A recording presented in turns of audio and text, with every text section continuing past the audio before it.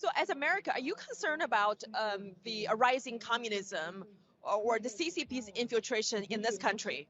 Well, yes. I mean, there's been a lot of propaganda and a lot of sort of forced narratives, I think, on the American people. And what I love about what you all are doing here is it takes courage. It takes courage to take a stand. It takes courage to take a stand for freedom, for your faith, for all of these things. And if you look at the United States of America, we were founded on courage. You know, taking a stand, making a declaration. Our Declaration of Independence here in the United States is so critical. And it's such a beautiful document because it gives us a framework in America on what we see as freedom and what we see as being independent. And we have a beautiful constitution as well that was written, well thought out by these courageous men early on in American history.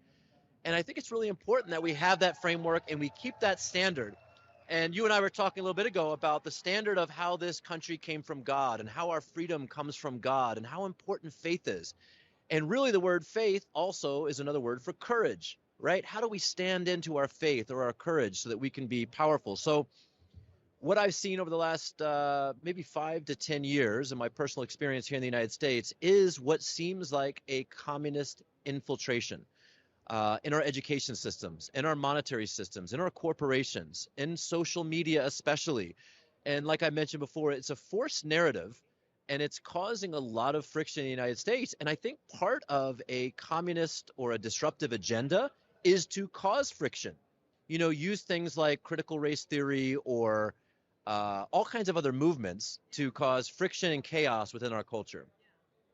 Yeah, absolutely. And thank you for sharing your observation as someone who was born and grew up in this country. And I can share with you as someone who actually, I wasn't born in this country. So, and I lived in communist China. I came here, I was looking up to America as, you know, the symbol of freedom. But today I'm feeling America is becoming like the country that I fled. And just like you mentioned, the CCP has pretty much owned some of the most valuable American assets.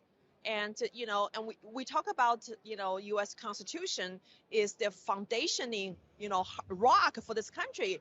But again, like we just spoke about, like your founding father, John Adams said, you know, our Constitution is only made for the religious and moral people. It is inadequate of any government of whatsoever. So this is happening right now, that you have a Constitution and you have the court system, you have the justice system, but the CCP is here. Why? Because the Americans, you know, law firms, American law practitioners, they have lost their conscience. They have been bought out and influenced by the CCP's money.